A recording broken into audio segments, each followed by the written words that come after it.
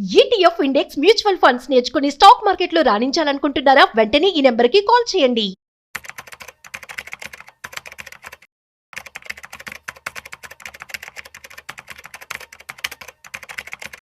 Hi hello నమస్తే, welcome back to Suman TV. Present మనతో పాటు ఉన్నారు ఫినాన్షియల్ ఎక్స్పర్ట్ గిరిబాబు గారు.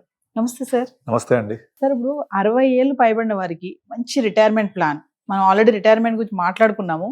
అంటే చాలా మంది ఏంటంటే 60 ఏళ్ళు వచ్చే వరకు కూడా అప్పుడు ఆలోచిద్దాంలే ఎందుకు అనుకుంటారు. మరి అక్కడ వచ్చాక మనం హ్యాపీగా ఉండాలి, లగ్జరీగా బతకాలి, ఎవరిపైన ఆధారపడకూడదు అనుకుంటే ఆ వయసులో రిటైర్మెంట్ ప్లాన్ ఏమైనా ఉన్నాయా? అసలు డెఫినెట్లీ ఉంటాయి, కానీ నేను ఎవరికి కూడా 60 ఏళ్ళ తర్వాత రిటైర్మెంట్ ప్లాన్ చేసుకోమని సజెస్ట్ చేయము. ఎందుకు అంటే 60 ఏళ్ల తర్వాత వాళ్ళు రిటైర్మెంట్ ప్లాన్ చేసుకుని దేనికోసము, ఏ పర్పస్ కోసము? వాళ్ళ future retirement life, post retirement life హ్యాపీగా ఉండాలి కదా. మరి 60 సంవత్సరాల వరకు వచ్చి ఇప్పుడు నేను ప్లానింగ్ చేయాలంటే టైం ఎక్కడుంది? మంత్లీ ఇన్కమ్ కావాలి, కానీ ఆదాయం ఆగిపోద్ది. మంత్లీ ఎక్స్పెన్సెస్ చాలా పెరిగిపోతాయి because of medical expenses, grand children వస్తారు, అయిపోతాయి కదా. కనుక 60 తర్వాత వాళ్ళు ఇప్పుడు ప్లానింగ్కి వచ్చారంటే వాళ్ళు మిస్ఫైర్ అయినట్టే. ఎందుకంటే ఇదంతా కూడా ఎప్పుడు చేయాలి? 40లో స్టార్ట్ చేసేయాలి. రీసెంట్గా నా దగ్గరికి ఇద్దరు క్లయింట్స్ వచ్చారు. వాళ్ళ కేసు చెప్తా మీకు. క్లాసిక్ ఎగ్జాంపుల్ ఇది. ఒకతను వచ్చారు, ఆయన ఎప్పుడో 25 years బ్యాక్ హైదరాబాద్కి దగ్గరలో ఒక ల్యాండ్ తీసుకున్నారు. నియర్లీ 15 ఎకరాలు 15 లక్షలు పెట్టి తీసుకున్నారు. 20 సంవత్సరాల తర్వాత ఎకరం ఇప్పుడు 2 కోట్ల పైన ఉంది. మొత్తం కలిపి 30 కోట్ల వాల్యూ ఉంది, అసెట్ ఉంది. వాళ్ళ కొడుకుకు జాబ్ లేదు, రీసెంట్ జాబ్ పోయింది. ఇప్పుడు సడన్గా ఒక 10 లక్షలు అవసరం ఉంది, రూపాయలేదు జేబులో. వాళ్ళ కొడుకు శాలరీ వచ్చినట్టు ఖర్చు అయిపోతున్నాయి. మనవాళ్ళు ఇద్దరు ఉన్నారు, ఖర్చు అవుతున్నాయి, స్కూల్ ఫీజులు అవి. సడన్గా జాబ్ పోయింది. ఇక్కడ 30 కోట్ల ఆస్తి ఉంది. ఆ 30 కోట్ల ఆస్తి ఉన్న ఆసామికి చేతిలో 10 లక్షలు కావాలంటే లేవు. సో ఇప్పుడు దాన్ని అమ్ముదామని ట్రై చేస్తూ ఉంటే అక్కడ రేటు 2 కోట్లు ఉంది, కానీ ఎవ్వరు కొనే పరిస్థితి లేదు. ఆ 2 కోట్ల రూపాయల విలువ గల ఎకరం భూమి అమ్ముదామని ట్రై చేస్తే 1.5 crore అడిగినా కూడా ఇద్దామంటే తీసుకోవట్లేదు ఎవరు. ఎందుకు? 1.5 crore తీసుకుంటే బ్లాక్ ఇస్తున్నారు, వైట్ ఇవ్వట్లేదు. Black white problem. సో ఇంత ఇబ్బంది పడుతూ అదికి వచ్చాడు. సో వస్తే నాకు అదే చెప్పాను, మీకు ఆల్రెడీ 70 సంవత్సరాలు వచ్చింది, మీకు లిక్విడిటీ లేదు, మీరు కొన్నారు మంచి land, appreciation, everything is good, కానీ మీరు 60 తర్వాత మీ యొక్క ఫైనాన్షియల్ అసెట్స్లోకి మూవ్ అవ్వాలి. మీరు ఇంకా ఫిక్స్డ్ అసెట్స్ పెట్టుకుంటే మీరు అసెట్ రిచ్ అవుతారు. Where is cash? So asset rich cash poor is a wrong concept.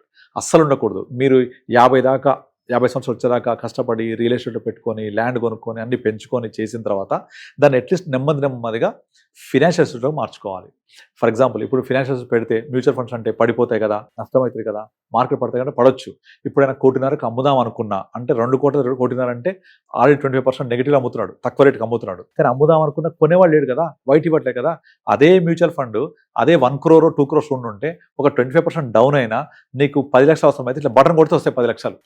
Remaining పెరుగుతుంటాయి. మళ్ళీ అందులో ప్లానింగ్ చేసుకునేప్పుడు కొంచెం డెట్, కొంచెం ఈక్విటీ సేవింగ్స్ కొంచెం పెడతాం మేము. అలాంటి 10 లక్షలు కావాలంటే తీసుకోవచ్చు. ఇట్లా బటన్ కొడితే రేపు పొద్దున వస్తాయి 2 రోజుల్లో.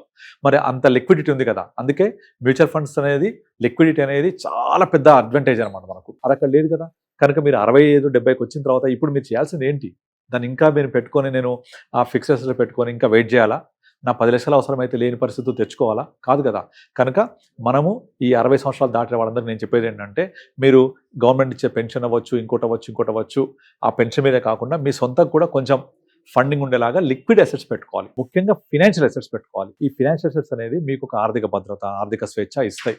సో ఇంకొక కేసు చెప్తాను. ఒకతను రిటైర్ అయ్యాడు, పోలీస్ డిపార్ట్మెంట్, కొంచెం హై పోస్ట్ రిటైర్ అయ్యాడు. ఆయన 60 years రిటైర్ అయిన తర్వాత 3 months తర్వాత వచ్చాడు. ఆయన చెప్తున్నాడు, నేను గత 30 సంవత్సరాలు సర్వీస్ చేశాను. సర్వీస్ ఇంత పీరియడ్లో నాకు ఎవ్రీ మంత్ ఫస్ట్కి టింగ్ అని మెసేజ్ వచ్చేది, శాలరీ వచ్చేది. 3 నెలల నుంచి శాలరీ రావట్లేదు, పెన్షన్ వస్తుంది, అది హాఫ్ అయిపోయింది. ఇంకా గవర్నమెంట్ దగ్గర నుంచి నాకు ఆ పెన్షన్ బెనిఫిట్స్ రాలేదు, టైం పడుతుంది. కానీ శాలరీ సడన్గా సగం అయిపోయింది, అదే పెన్షన్ రూపంలో. నాకు ఖర్చులు ఆగవు కదా. సో నా దగ్గర డబ్బులు లేవు. ఇప్పుడు నేను 30 సంవత్సరాల పాటు సిన్సియర్గా వర్క్ చేసి మా ఫ్యామిలీని అందరినీ సెట్ చేశాను, మా సిస్టర్స్కి పెళ్ళిళ్ళు చేశాను. ఇన్ని చేసిన తర్వాత ఇప్పుడు నా డబ్బులు సరిపోక నేను చాలా ఇబ్బంది పడుతున్నాను. సో అందరికీ మీ ద్వారా చెప్పేది ఏంటంటే, వాళ్ళు 60కి వెళ్ళేటప్పుడు అప్పుడు ప్లానింగ్ కోసం ఆలోచించడం కాదు, దానికి కనీసం 10 సంవత్సరాల ముందు నుంచి అడుగేయడం మొదలు పెట్టాలి. 100 అడుగుల ప్రయాణం తొలి అడుగుతో స్టార్ట్ అవుతుంది. అప్పుడు రిమైనింగ్ 98 ఇది జరగాలి అంటే టైం కావాలి మనకు. సో 60 తర్వాత ప్లానింగ్ అనేది కంప్లీట్లీ నాట్ అడ్వైజబుల్. బట్ తప్పదు, నేను ఇంకా 60 సంవత్సరాలకు వచ్చేసాను అంటే వాళ్ళకి నేను ఇచ్చే అడ్వైజ్ ఏంటంటే, ఎట్టి పరిస్థితుల్లో మీరు ఫిక్స్డ్ అసెట్స్లో పెట్టుకోవద్దు. ఫైనాన్షియల్ అసెట్స్కు మూవ్ చేసుకోవాలి. లిక్విడిటీ ఉండాలి మీ దగ్గర.